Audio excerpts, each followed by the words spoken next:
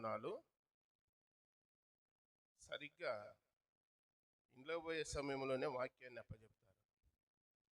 మామూలుగా పల్లెటూళ్ళల్లో 9:30 అంటేనే ఇబ్బంది. టౌన్లోనైతే ఎస్పీజీ గ్రౌండ్లో 12 దాకా చెప్పుకుంటేనే చుట్టూ సమాధులు ఉన్నాయి కాబట్టి అవి కూడా వచ్చి ఉంటుంటాయి. ఎంతసేపు చెప్పుకున్నా ఏం కాదన్నమాట. పల్లెటూళ్ళల్లో పనులకు పోయి వస్తారు. సాయంత్రం 9 దాటిందంటే ఎవరిళ్ళలో వాళ్ళు ఉంటారు. కాబట్టి ఇది ప్రత్యేకంగా నిన్న ఈరోజు సపరేట్ ప్రత్యేక కూడికలు కాబట్టి మీరు వచ్చినందుకు చాలా వందనాలు. దేవుని వాక్యంలో అపొస్తలుల కార్యాలు 16వ అధ్యాయము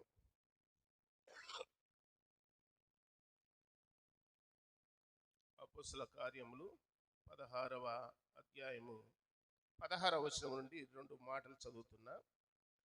మేము ప్రార్థనా స్థలమునకు వెళ్ళుచుండగా పూతోను అను దయ్యము పట్టినదై సోదె చెప్పుట చేత తన యజమానులకు బహు లాభం సంపాదించుతున్న ఒక చిన్నది మాకు ఎదురుగా వచ్చాను. ఆమె పౌలును మమ్మను వెంబడించి, ఈ మనుషులు సర్వోన్నతుడైన దేవుని దాసులు, వీరు మీకు రక్షణ మార్గము ప్రచురించుతున్నారని కేకలు వేసి చెప్పాను. ఆమె ఇలాగూ అనేక దినములు చేయిచు ఉండెను గనక పౌలు వ్యాకులపడి దాని వైపు తిరిగి, నీవేమను వదిలిపోమ్మని యేసుక్రీస్తు నామమున ఆజ్ఞాపించుచున్నానని ఆ దయ్యముతో చెప్పాను. వెంటనే అది ఆమెను వదిలిపోయాను. చదువుకున్న వాక్య భాగాన్ని దేవుడు దీవించి ఇచ్చినట్లు చిన్న మాట ప్రార్థన చేస్తా. పరలోకపు తండ్రి, మహిమగల దేవ యేసు ప్రభువా, చదువుకున్న వాక్య భాగాన్ని దీవించి ఆశీర్వదించి మాకు పంచిపెట్టండి. మాకందరికీ వినే చెవి, గ్రహించే మనసు దయచేయండి. మీ సన్నిధి తోడుగా ఉంచండి. మాతో మాట్లాడి మహిమ పొందుదురని ప్రియరక్షకుడైన యేసుక్రీస్తు వారి ఘనమైన నామమున ప్రార్థించి దీనులమై వేడుకొనుస్తున్నాము తండ్రి, ఆమేన్. చదువుకున్న వాక్య భాగంలో దైవజనుడు పౌలు ఉన్నాడు. ఆయనతో పాటు ఇంకా 6 మంది సహోదరులు కూడా ఉన్నారు. తిమోతి, అరిస్తార్కు, ఎరస్తు, లూకా, మరి సహోదరులు కూడా ఉన్నారు. వారు ఫిలిప్పి పట్టణము, ఆ పట్టణంలో సువార్త ప్రకటించడానికి పోయినారు. ప్రార్థనా సమయమున నదీ తీరమున ప్రార్థన జరుగుననుకొని వారు వెళ్తా ఉంటే ఆ స్థలానికి అటు రాయబడిన 16వ వచనంలో ఏమనుందంటే, మేము ప్రార్థనా స్థలమునకు వెళ్ళుచుండగా, మేము నంద్యాల నుంచి మిట్నాలలో ప్రార్థనా స్థలానికి నేను అడిగి వచ్చిన, ఇక్కడికి 3వ బజారుకు పోయి ఆడ అడిగిన, ఇక్కడ మీటింగ్ ఎక్కడ పెట్టినారంటే అక్కడ ఉండి అని చెప్తే వచ్చిన. కనుక్కోలేనప్పుడు అడగాలనా లేదా? అడగాల. మీరు పరలోకం పోవాలంటే ఎవరిని అడగాల? యేసు ప్రభువుని అడగాలి. ఒకడు వచ్చి అడిగినాడు, నేను పరలోకం పోవాలంటే ఏం చేయాలని. ఏం చేయాలంటే, నీకు కలిగినది సమస్తాన్ని అమ్మి బీదలకు ఇచ్చి నన్ను వెంబడించు అన్నాడు. వాడు మిగుల ఆస్తి గలవాడు, అధికారి, ధనవంతుడు గనక ముఖము చిన్నపుచ్చుకొని, నాకు పరలోకం అవసరం లేదు, ఆస్తి కావాలని చెప్పి ఇంటికి వెళ్ళిపోయినాడు. నీ ఆస్తి స్థిరకాలం ఉంటుందా? పరలోకం స్థిరకాలం ఉంటుందా? పరలోకమే ఉండేది. ఈ మానవ జీవితం శాశ్వతము కాదు, ఈ లోకము శాశ్వతము కాదు. కాబట్టి దైవజనుడు పౌలు ఫిలిప్పి పట్టణానికి వెలుపట ప్రార్థనా స్థలానికి వెళుతూ ఉంటే, ప్రతిరోజు ఒక యవనస్త్రాలు ఎదురుగా వస్తూ ఉంది. ఆ యవనస్త్రాలకు పూతోను అనే దయ్యం పట్టిన స్త్రీ అన్నమాట. పూతోను అనే దయ్యం పట్టిన స్త్రీ ప్రతిరోజు ఎదురవుతుంది అంట. ఎదురై ఊరుకుంటుంది అంటే ఊరుకుండలే. ఏమంటుందంటే, వీరు యేసు ప్రభు యొక్క రక్షణ మార్గాన్ని ప్రకటించేవారు, సర్వోన్నతుడైన దేవుని దాసులు అని చెప్పి తెలియజేస్తా ఉంది. ఇప్పుడు ఓరేపు, జానయ్య, నేను ఇంకా చాలా మంది వచ్చినారు. ఆయా డినామినేషన్, కొందరు స్వతంత్రంగా ఉన్నారు, కొందరు మందిరాలు పెట్టుకొని ఉన్నారు. ఆయా డినామినేషన్ ఎవరు ఏది చెప్పినా యేసు ప్రభు గురించి చెప్పాలి. అంతేనా? లేకపోతే ఇంకొకరి గురించి చెప్తారా? యేసు ప్రభు గురించే కదా. నేను ఎందుకు వచ్చి మీ మధ్యన వాక్యం చెప్తున్నానంటే, కక్ష చేత గాని మిష చేత గాని క్రీస్తు ప్రకటించబడుచున్నాడు, అది సంతోషం అన్నాడు. మనం ఆటంకము చేయకూడదు. సరే, ఇక్కడ వాక్యంలో ఆమె దయ్యము పట్టిన యేసుప్రభు గురించి చెప్తుంది. వీళ్ళు దేవుని సర్వోన్నతుని దాసులు, యేసుప్రభు సువార్త చెప్తారు అని. మనుషులు చెప్తున్నారా? మనుషులు చెప్పడంలే. ఈరోజు మీటింగులు ఉన్నాయి, నిన్న ఈరోజు పెట్టినారు, రారా పోదాము అని చెప్పడంలే. అదే సినిమాకో షికారుకో ఎగ్జిబిషన్కి అయితే రారా పోదాము అంటారు. మీటింగ్ పోదామని చెప్తారా? యేసుప్రభు వాక్యం విన్నాం పోదాం పండి అంటారా? అనరు. ఎందుకనరు? ఇష్టం లేదు. సరే, ఈ వాక్యంలో రోజు ఎదురైనప్పుడల్లా అంటుంది, వీళ్ళు దేవుని దాసులు, దేవుని వాక్యాన్ని ప్రకటించే వాళ్ళని. పౌలు ఆశ్చర్యపడి, నువ్వెందుకు మా గురించి చెప్తాంటావు? మనుషులు చెప్పాల్సింది, నువ్వు దయ్యాన్ని నువ్వు చెప్తే ఎట్లెట్లా?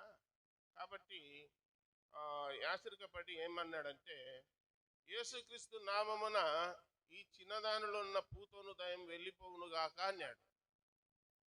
యేసుప్రభు నామం చెప్తానే పూతోను దయ్యం ఏమైంది? వెళ్ళిపోయింది. అంతకంటే ముందు ఏం జరిగిందంటే, మీకందరికీ తెలుసు అనుకుంటున్నా నేను.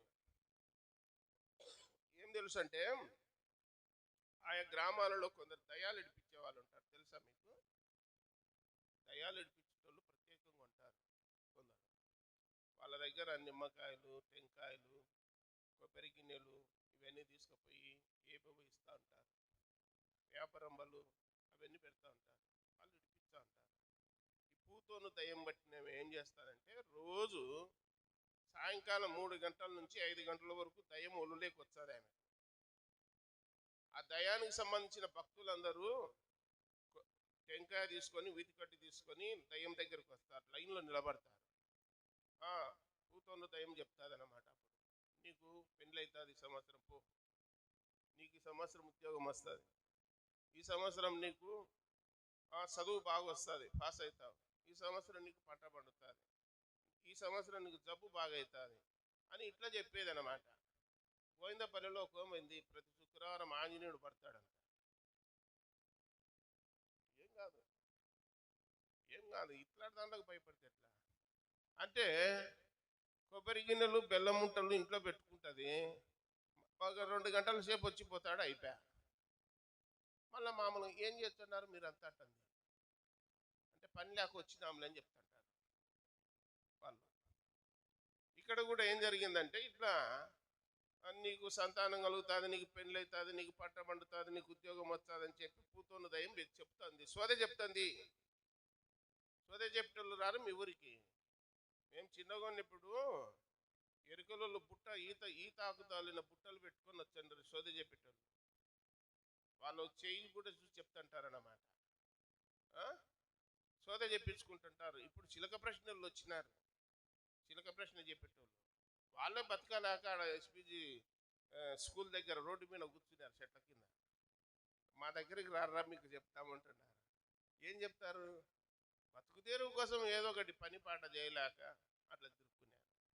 ఈమె ఇట్లా చెప్తా ఉంటే ఆ కొబ్బరి గిన్నెలు, చక్కెర, నిమ్మకాయలు, డబ్బులు, ఒడ్లు, జొన్నలు రకరకాలుగా వస్తున్నారు. ఆ ఇంట్లోనే ఇది మంచి వ్యాపారంగా పెట్టుకున్నాడు లిపిపట్టణంలో. ఇంకొక రోజు సుమారుగా వేసుకున్నాడు డబ్బులు, జొన్నలు, ఒడ్లు అన్నీ మొత్తము. టెంకాయలు వచ్చండి, టెంకాయలు పగలగొట్టడం, మళ్ళీ హోటల్కి ఎత్తడం, శోభా హోటల్కు అట్లా టూరిస్ట్ హోటల్కు అట్లా పంపించడం. పెద్ద లాభం వచ్చింది వాళ్ళకు. సుమారుగా 2-3 ఏళ్ళు సంపాదించుకున్నాడు ఇంటైనా. ఇప్పుడు పౌలు వచ్చి నాకు ఏం చేసినాడంటే దయాన్ని ఇడిపించినాడు. దయాన్ని ఇడిపించినాక పోయి ఇంకా మామూలు కూర్చున్నాడు.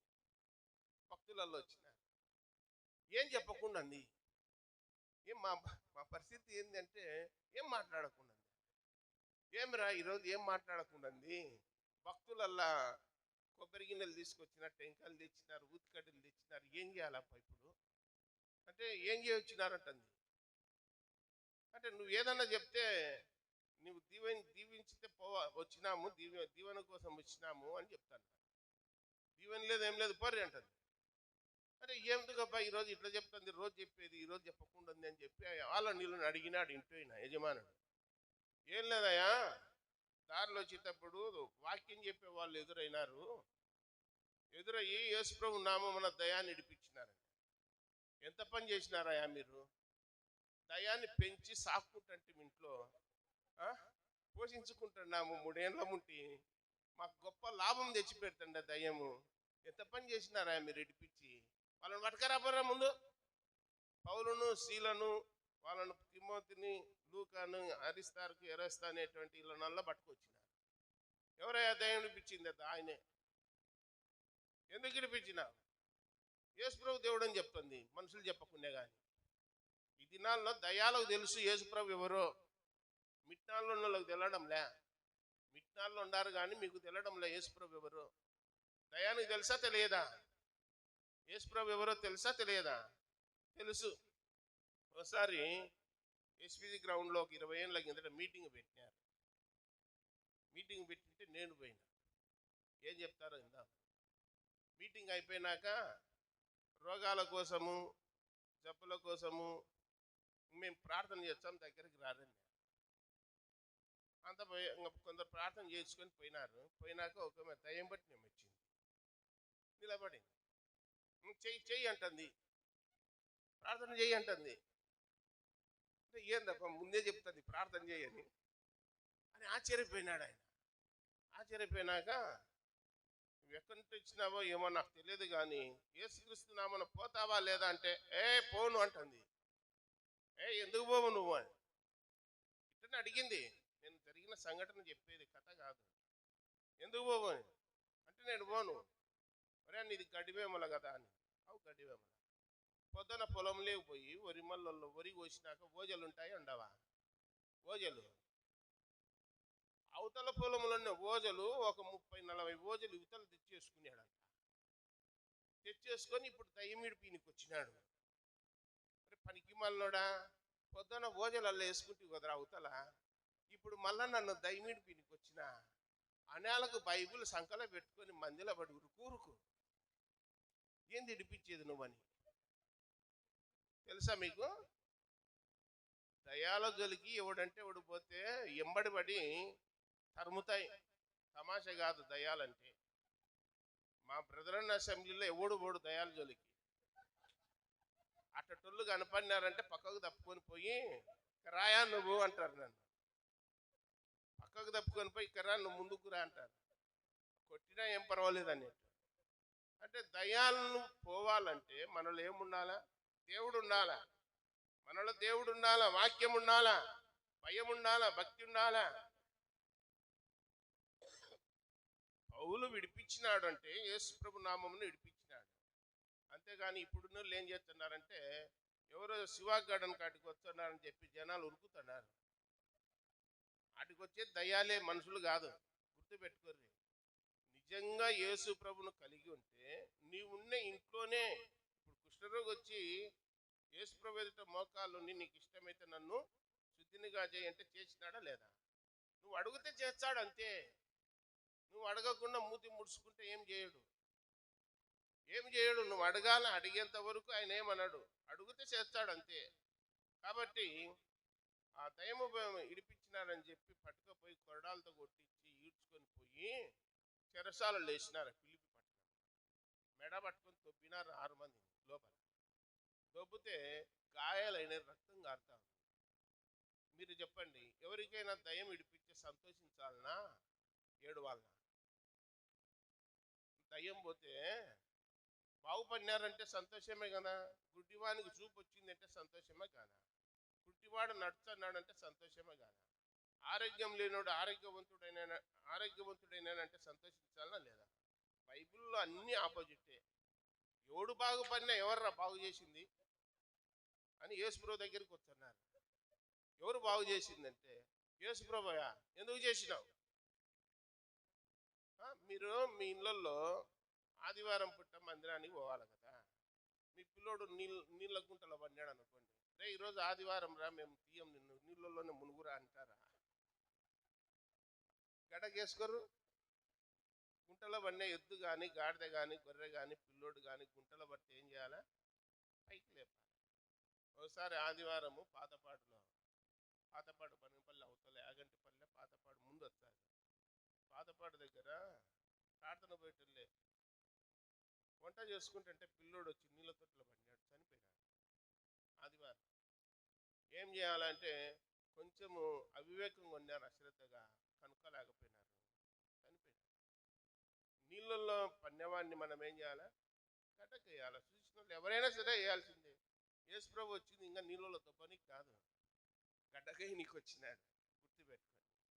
సరే తీసుకుపోయి చెరసాలలో వచ్చే వాళ్ళు ఏం చేసినారంటే, ప్రభువా నీ వాక్యం చెప్పనీకి వచ్చినాము, ఏదో దయ్యం విడిపించే ఇదేదో పెద్ద నేరం చేసినట్లు మమ్మల్ని లోపలేసినారు, ఏదేమైనా అని చెప్పి పాటలు పాడుకుంటూ ప్రార్థన చేస్తున్నారు. చెరసాలలో వచ్చి ఏం చేయాలా? చెరసాలలో జైల్లో వచ్చి ఏం చేయాలా? మనల్ని ఎవరైనా జైలు వేసినారనుకో, ఎమ్మెల్యేకో ఎంపీకో ప్రెసిడెంట్కో ఫోన్లు చేస్తాం, మమ్మల్ని లోపలేసినారు, ఇడిపించురారని. దౌర్భాగ్యులు ఉన్నారు ఈ దినాలలో. తప్పు చేసి చెరసాలకు పోతే అది న్యాయము.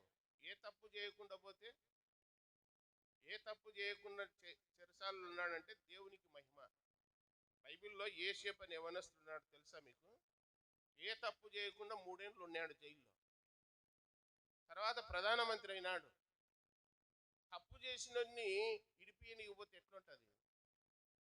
మనల్ని తప్పు చేసినోన్ని ఇడిపియనికపోతున్నారు. తప్పు చేసినోనికి ఇట్టటోళ్ళు 100 మంది ఉన్నారు నంద్యాలలో, ఇడిపియనికి పోయేటోళ్ళు తప్పు చేసినోన్ని.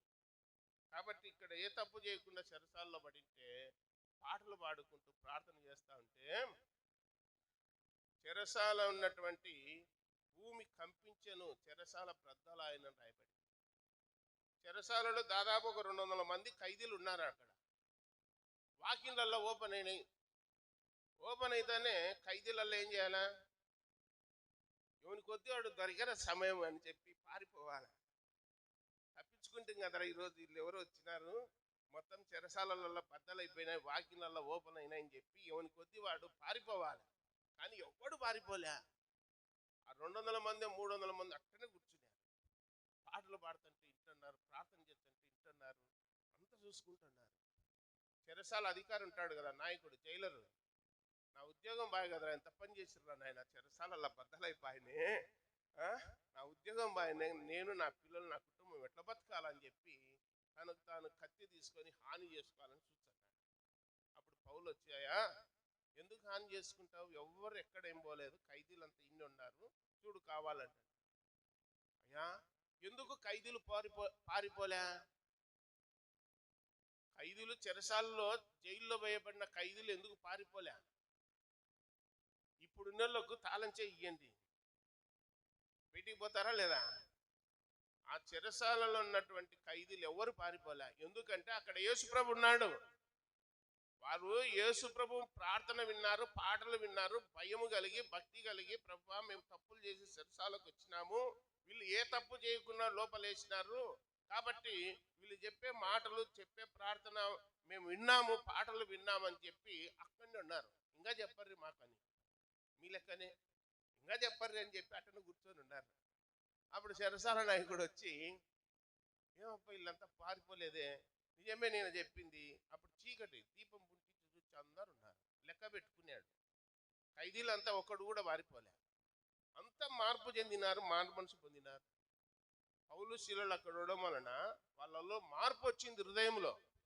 ఇదంతా గమనించి, ఇంతకుముందు అయితే పొరపాటున తాళం చేయి ఆడబెట్టిపోతే ఎవడొకడు తప్పించుకొని పోయేటోడు, ఇప్పుడు తాళం చేయి పెట్టిన చెరసాల వాకిన్లలో పోయిన అందరూ ఇన్ని ఉన్నారు, ఇది ఎక్కడి గొప్ప కార్యం ఉన్నట్టుంది, ఇది ఇలాంటిది ఎప్పుడు నేను చూడలేదని చెప్పి చెరసాల నాయకుడు పౌలు శీలల దగ్గరికి వచ్చి సాగిలపడి అంటున్నాడు, అయ్యలారా రక్షణ పొందుటకు నేనేమి చేయాలి? మార్పు అంటే అటు రావాలి. మనము ఇక్కడ కూర్చొని వాక్యం వింటున్నాము, 10 ఏళ్ళైనా 20 ఏళ్ళైనా 30 ఏళ్ళైనా చర్చికి పోతాము, వేరే ఊళ్ళకి పోతాము, వాక్యం వింటాము, ఎంతమంది చెప్పినా వింటుంటాము, ఈ చెవు తింటాము, ఈ చెవుతో వదిలిపెట్టిపోతాము. మార్పు అనేది వస్తుందా? మార్పు అనేది రావాలా లేదా? మార్పు అనేది వచ్చేనే దేవుడు మనతో ఉండేది. ఖైదీలలో మార్పు వచ్చిందా రాలేదా? మార్పు వచ్చింది. మిట్నాల్లో ఉన్న వాళ్ళకు మార్పు రాదు. మళ్ళా మీటింగ్ అయిపోతాను ఇంటికి పోవడం, సీరియల్ చూసుకోవడం, సెల్ చూసుకోవడం, ముందుకు చూడడం, వెనక్కి చూడడం, ఇదే పని. టైంపాస్ 24 గంటలు అదే. బైబిల్ చదువుకుందాం, ప్రార్థన చేసుకుందాం, వాక్యం చదువుకుందాం అన్న భయం ఒకరికన్నా ఉందంటే ఒక్కరికి లేదు. బైబిల్ చదివితే పంగం గారు అందుకు.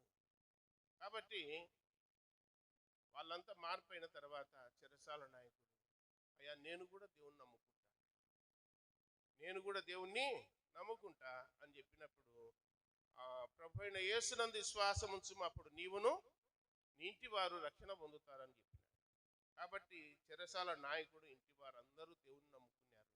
తర్వాత ఏ చెరసాల నాయకుడు అయితే మెడబెట్టుకొని లోపల దొబ్బినాడో, కొరడాలతో కొట్టినాడో, కాళ్ళకు బోండ వేసినాడో, ఆ చెరసాల నాయకుడు ఇంటికి తోలుకుపోయి వేడి నీళ్లు కాంచి స్నానం చేయించి వాళ్ళకు వేడి వేడి ఆహారం వడ్డించినాడు.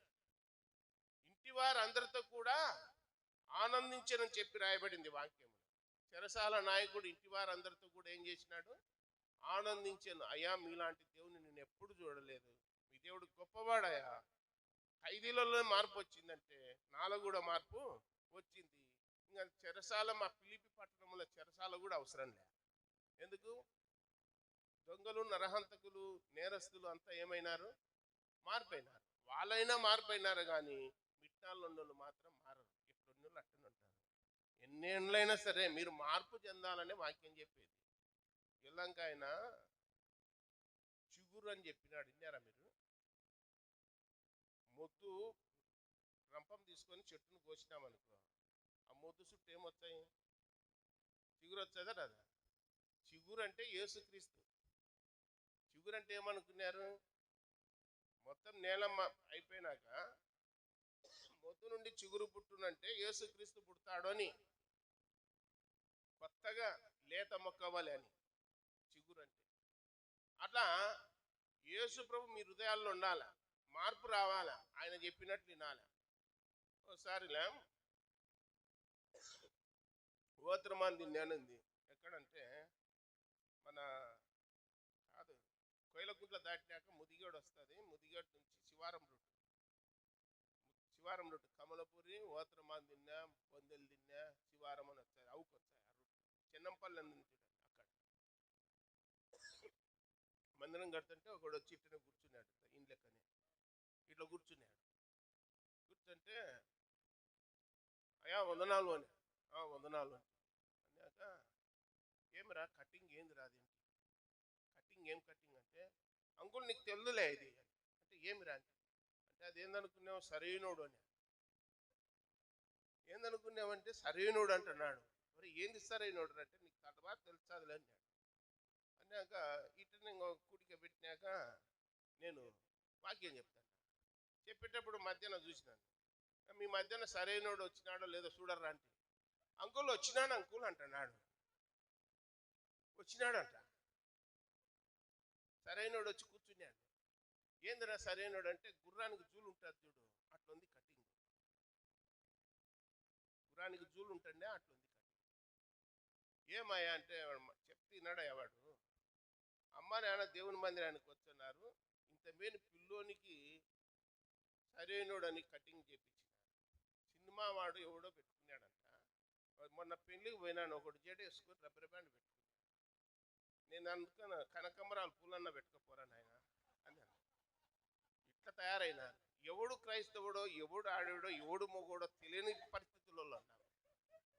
కప్పు పట్టించున్నారు. పెళ్లిళ్ళలో కానీ, ఫంక్షన్లలో కానీ, అంతటా ఇట్లా కూడికలలో కానీ భయం అనేది లేకుండా ఉన్నారు. దేవుని పిల్లలు దేవుని పిల్లల్లాగా ఉండాలి, అన్యజనుల్లాగా ఉండకూడదు. మళ్ళా సేవకుని పిల్లలు వాళ్ళు. సరైనడు ఎవడంటే సేవకుని కొడుకే. మళ్ళీ పెంచినావు కదా, ఏం చేస్తా? విన్నాడా వాడు మాట? ఏం చేయాలంట? కాబట్టి దైవగ్రంథంలో పరిశీలన చేసినప్పుడు యేసుప్రభు దగ్గరికి వస్తే ఆయన ఏం చేస్తాడంటే బాగు చేస్తాడు, స్వస్థపరుస్తాడు, బాగు చేస్తాడు. మనలో మార్పు రావాలా? ఆ మార్పు కోరుకుంటే మార్పు యేసుప్రభు ద్వారానే వచ్చేది. ఖైదీలలో మార్పు వచ్చింది. కాబట్టి ఒక ఆయన అన్నాడు, ఇట్లా పత్రికలు పంచి వాక్యం చెప్తా ఉంటే, యేసుప్రభుని నమ్ముకుంటే ఇంకా కోర్టులు అవసరం లేదు, జైళ్ళు అవసరం లేదు, పోలీస్ స్టేషన్లు అవసరం లేదండి. నిజమే కదా. ఎవరు దొంగతనాలు చేయకపోతే, నరహత్యలు చేయకపోతే, అందరూ మంచిగా బ్రతుకుతుంటే, ఎవరి పనులు వాళ్ళు చేసుకొని కష్టపడి బతుకుతా ఉంటే ఇంక ఇవన్నీ ఎందుకు ఉంటాయి? ఈ దినాల్లో నేర్చుకున్నారు తెలుసా మీకు? దొంగలు కూడా టీవీలో చూపించన్నాడు, వారం రోజులు గమనించినారంట. కొందరు ఏం చేస్తారంటే, మా ఇంట్లో ఇప్పుడు స్వజన్ రాజు ఉన్నాడు కదా, వెళ్దాక సింధూర వృక్షం, సింధూరం అంటే ఎరుపు రక్తానికి గుర్తది, సింధూర తిలకం అంటారు చూడండి, విన్నారా మీరు? కుంకుమ తిలకం సింధూరం అంటే యేసుప్రభు రక్తానికి గుర్తది.